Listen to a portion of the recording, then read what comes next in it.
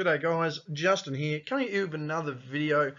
This one just a little recap on the 2011 NBA Finals, based on the fact that one LeBron James has said that the 2011 Finals basically his greatest achievement ever, despite the fact that it was his biggest career failure. So we'll have a bit of a run through of a few things and just see how things pan out for LeBron and just try and really comprehend how this man said this was his greatest career achievement. We'll see how we go from there.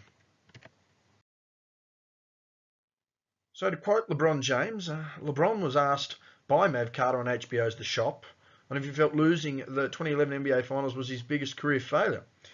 And his response was, no, that was my greatest achievement. Now, many people have seen this as misconstrued, and LeBron did come out, what part of the quote was that LeBron said that he was like, damn, I didn't turn up. I don't want to fail again.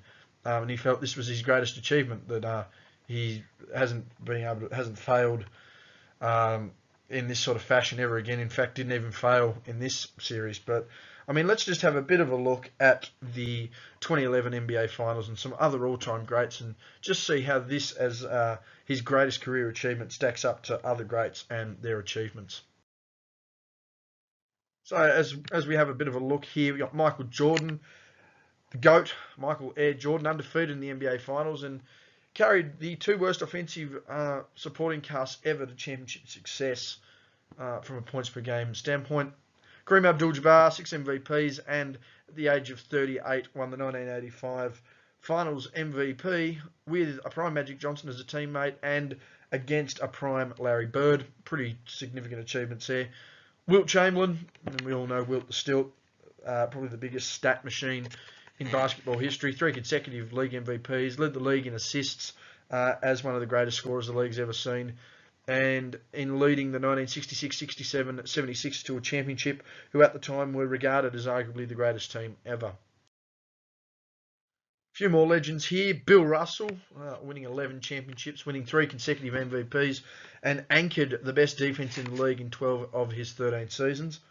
Larry Bird won 3 consecutive MVPs, led the 1985 Six Celtics to a championship, another team regarded as arguably the greatest in league history, and defeated his arch nemesis, rival friend Magic Johnson in the 84 Finals. Big achievement there for Larry Bird. Tim Duncan carried the third worst offensive supporting cast to a championship ever in 1999 and led 5 championship teams of his own. Has a pretty decent resume, Duncan.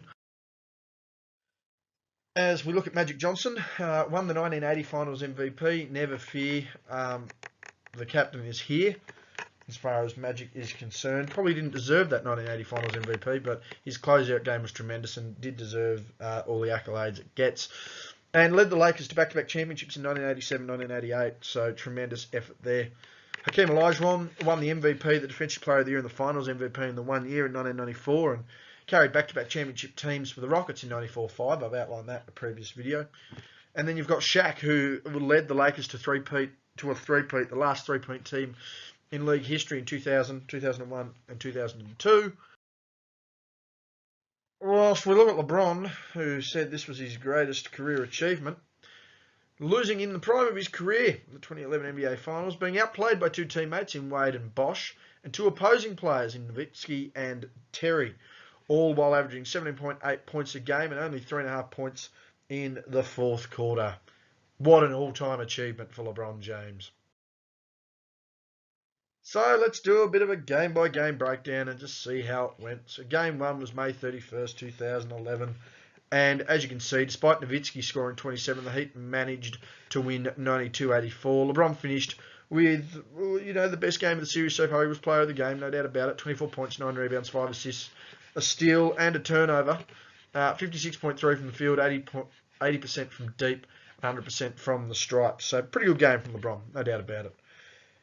Jason Terry, the man that would prove to be one of 2 focal points in the series. And the only real positive focal point in the series. You can guess who the negative one was.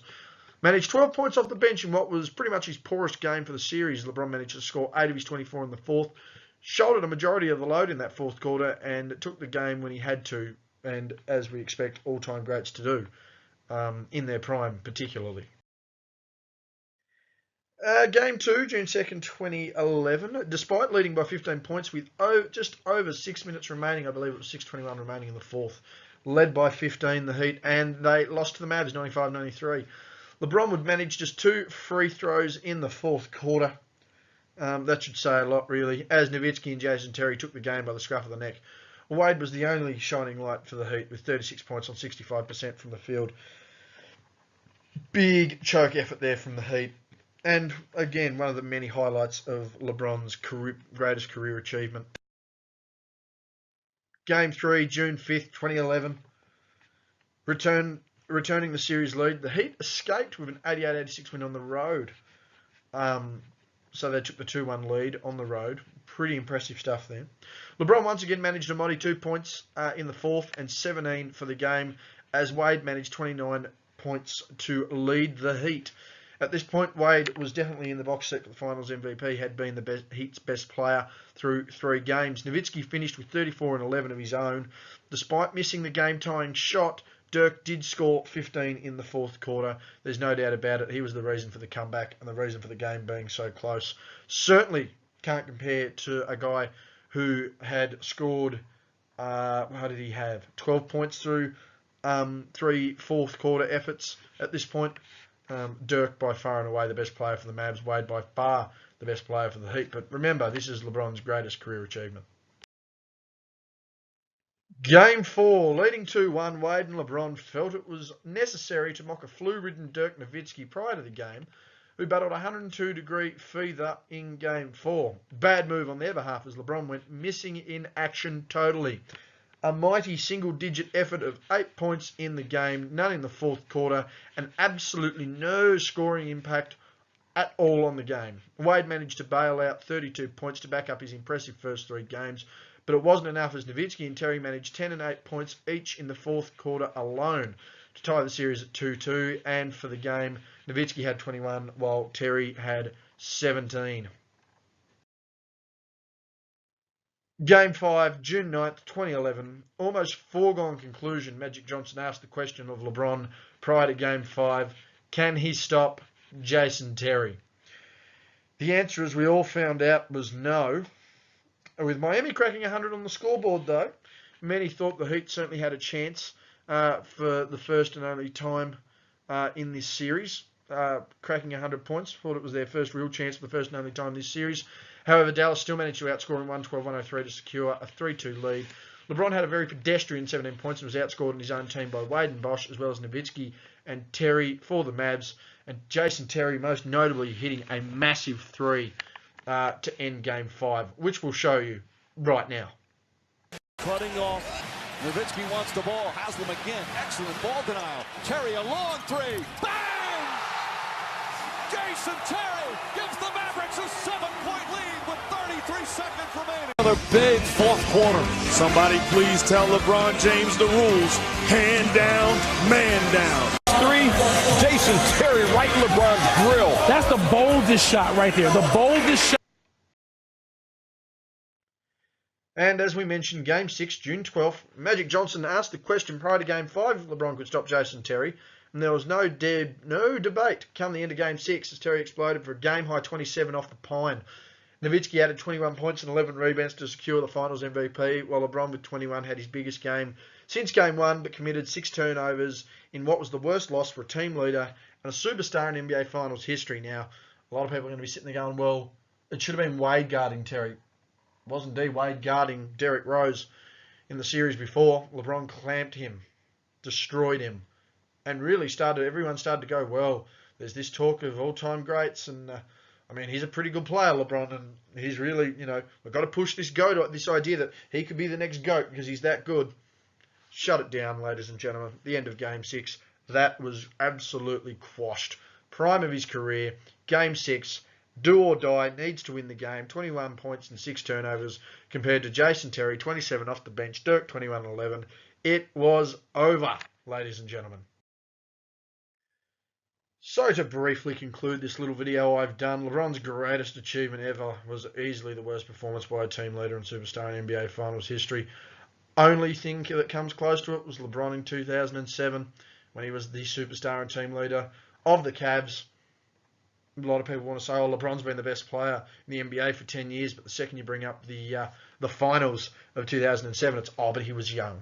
One or the other. You can't claim him to be the best player in the league for the best part of 10 years and have that happen. Sorry, doesn't cut it with real hoops fans. And I hate to say it, LeBron pretty much was the best all-around player in the league come 2007.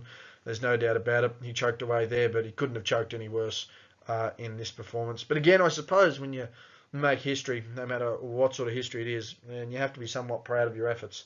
And his efforts showed him to be at least, at best, the 5th best player in an NBA Finals in his prime, behind D. Wade, Chris Bosh, Dirk Nowitzki, and Jason Terry off the goddamn bench. Anyway, guys, that's been me. Hit the like button, leave a comment, let me know what you think of LeBron's greatest career achievement ever, according to his mind, and what really is his greatest achievement ever. It's very hard for me to see. I mean, back-to-back MVPs twice has a lot of cadence on it. I can go into a lot more detail why his championships certainly can be degraded a little bit, but that's for another video for another time. Anyway, guys, that's been me. Hit me up on Twitter, Justin_G_Bryan. Thank you very much for watching this video. Again, hit the like button, subscribe to the channel for more info and videos. NBA season not far away now. We're going to be getting into that really, really soon. And leave a comment. Let me know what you think LeBron's greatest achievement is and what you think of his so-called greatest achievement. Anyway, guys, that's been me. I'll talk to you soon.